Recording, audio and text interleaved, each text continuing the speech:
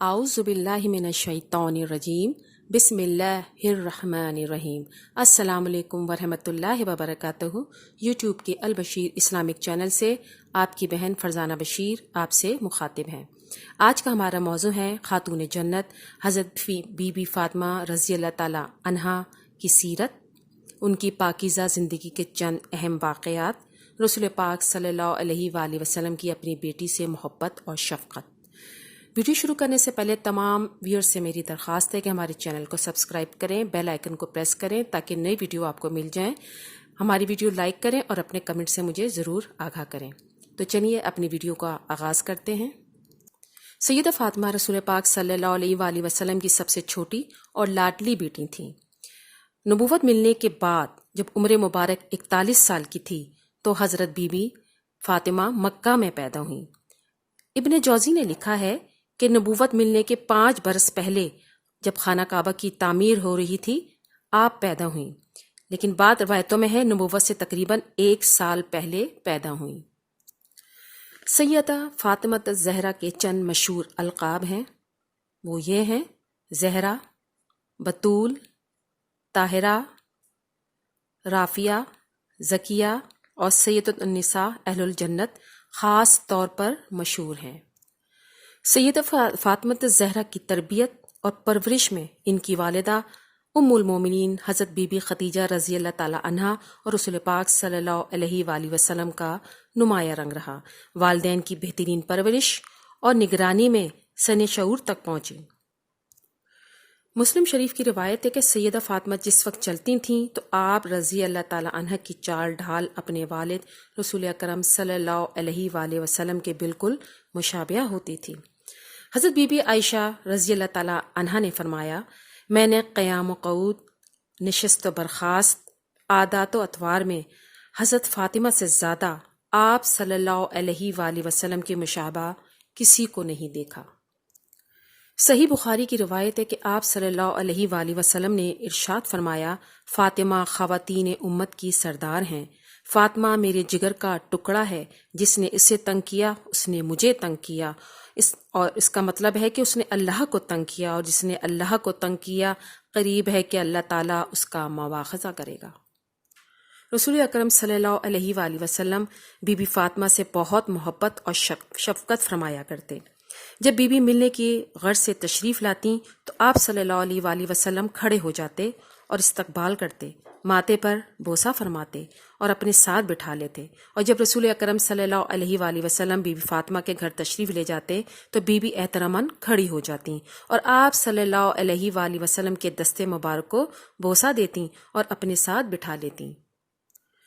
بخاری کی حدیث میں روایت ہے کہ غزوہ احد کے موقع پر جب رسول پاک صلی اللہ علیہ وآلہ وسلم کے دندان مبارک شہید کر دیے گئے اور خون بہنے لگا تو بی بی فاطمہ آپ صلی اللہ علیہ وآلہ وسلم کے زخموں کو دھونے لگیں۔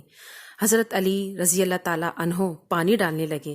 جب دیکھا کہ پانی ڈالنے کے باوجود بھی خون بند نہیں ہو رہا تو ایک چٹائی کو جلا کر اس کی راکھ کی اور اس راکھ کو زخموں پر لگایا تو خون بند ہو گیا۔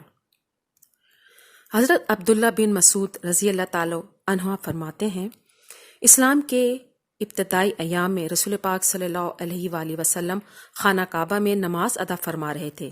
قریش کے چند شریروں اور اوباش لوگوں نے شرارت کرتے ہوئے اونٹ کی اوجڑی رسول پاک صلی اللہ علیہ وآلہ وسلم کے اوپر رکھ دی۔ رسول پاک صلی اللہ علیہ وآلہ وسلم حالت سجدہ میں تھے۔ اس حرکت پر قریش بہت مسرور ہو رہے تھے۔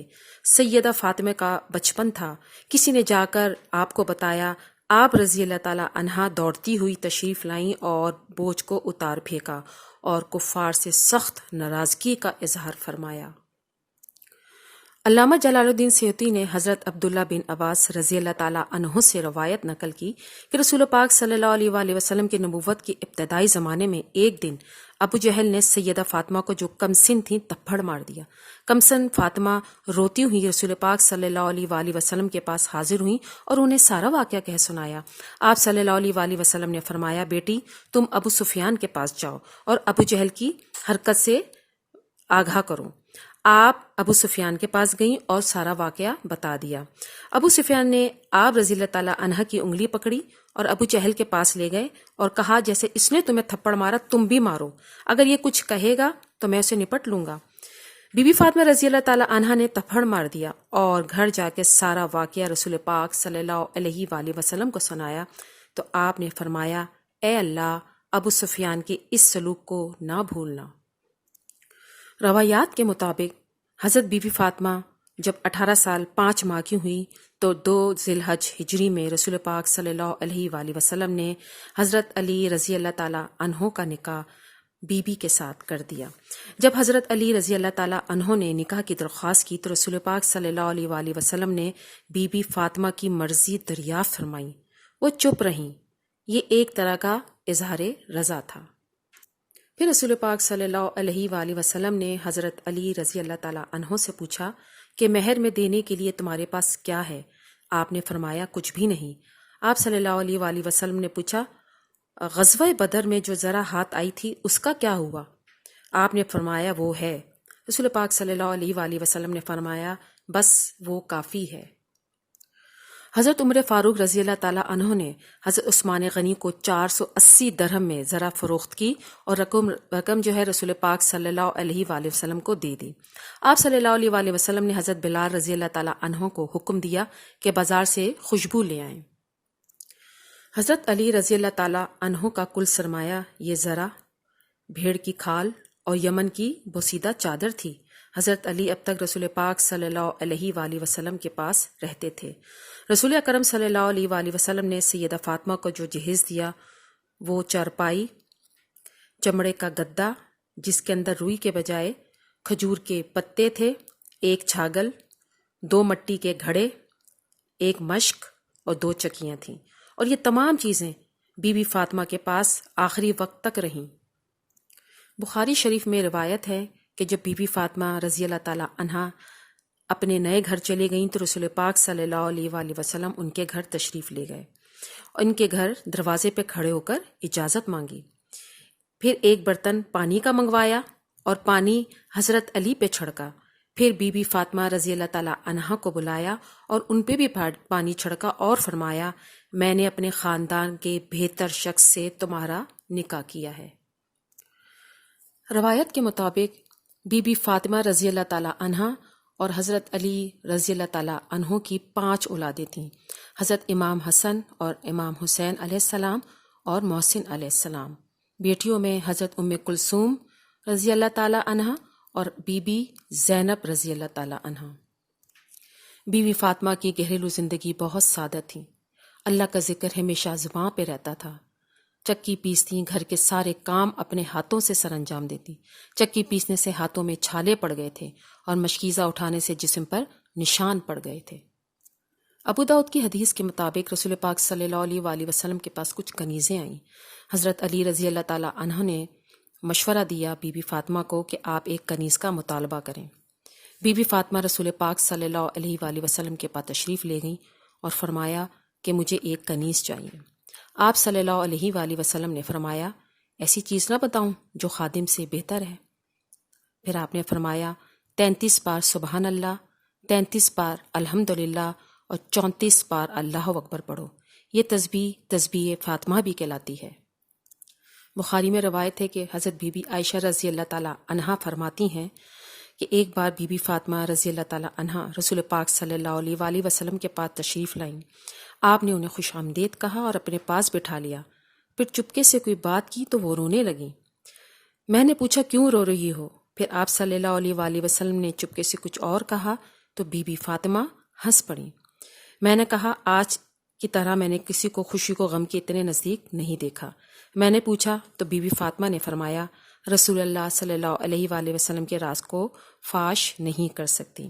جب رسول پاک صلی اللہ علیہ وآلہ وسلم کا وصال ہو گیا تو میں نے ان سے پھر پوچھا تو انہوں نے جواب دیا کہ رسول پاک صلی اللہ علیہ وآلہ وسلم نے مجھ سے سرگوشی کی تھی کہ حضرت جبرائیل ہر سال 1 بار قرآن کا دور کرواتے تھے، اس بار 2 بار کروایا ہے۔